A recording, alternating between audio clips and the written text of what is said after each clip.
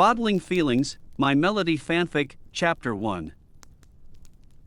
On a sunny morning, a new bakery opens in Mariland. My Melody starts sweeping the place and, shortly after, flips the sign from closed to open. "All right, piano, let's do our best," said Flat, then exchanged a smile full of determination with his fluffy companion. "I'll turn on the ovens. Today we'll make cinnamon rolls and strawberry cake," said My Melody, getting to work with a smile.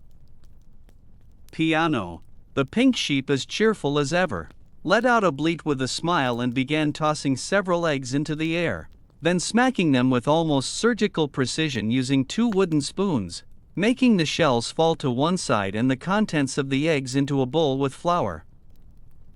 Flat jumped toward a rope that was in the kitchen, grabbing onto it as he rose through the air. He landed just in time next to a whistling teapot, then pushed a cup with both hands and tilted the teapot, pouring the reddish tea into the cup. He set the cup on a tray next to a giant cookie.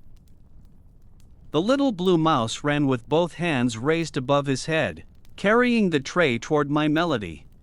"How special! My new raspberry tea," said Flat, proud of his masterpiece. "Thanks, Flat, it's delicious. And this walnut cookie turned out amazing, piano," said My Melody, smiling at her friend from the other side of the counter. Suddenly, the little bell characteristic of their bakery rang as the front door opened. In came a fox with his usual bag, the one he used to deliver newspapers. "I'd like to order a cinnamon roll and a black tea, please," said the fox with a smile. "Right away," replied My Melody as she prepared the tea for the customer. Soon, the cafe began to fill up, both with tourists passing through and familiar faces from town.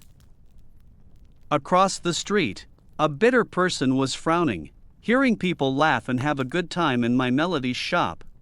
"They just won't stop making noise again," Kuromi complained to Baku. "There's nothing we can do. Besides, I'm more worried that we don't have any food. All we have left are those old onions. And they're mine," said Kuromi, biting into a raw onion as if it were an apple she savored. "We'll have to get some food. We can't go on like this. Maybe My Melody has leftover cupcakes she didn't sell and could give us a few." "No way. I'd rather die than beg My Melody for food," exclaimed Kuromi, pulling out a notebook and showing him one of her logs. "Log 345. When I was about to eat an apple one found, My Melody greeted me from behind, scaring me and making my apple fall and roll into the dirty river, which carried it away. Just for that? You should stop being so proud, Kuromi." "It doesn't seem like she does it out of malice," said Baku. "Whose side are you on? And what if we just steal their supplies? That way we'll have something different to eat for a while," said Kuromi with a sinister smile. Baku, with no other choice, nodded. "We'll go at night, when My Melody is asleep and the others aren't around. You'll keep watch while I take what I can." When night fell, Baku flew to the window, which fortunately didn't have a latch. They slipped in quietly and saw on the counter some cupcakes that made them drool with the hunger they had.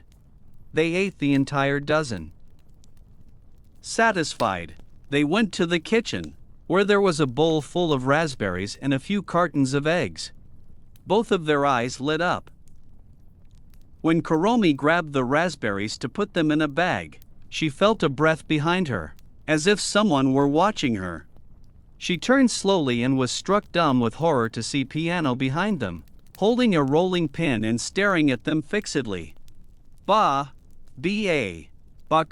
Kuromi stammered, trying to get the attention of her companion, who had his back to her, rummaging through the fridge without noticing what was happening.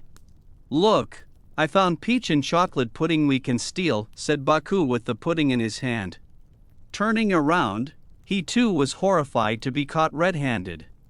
"This isn't what it looks like," Baku said nervously, while Piano slowly approached them both.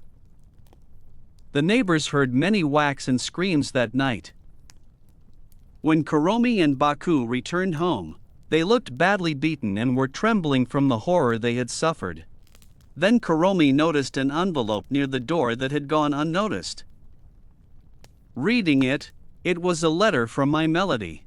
Dear Kuromi, I'd like to invite you to a sleepover tonight at my house.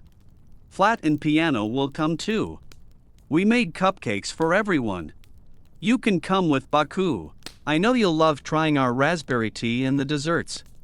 Sincerely, your friend My Melody.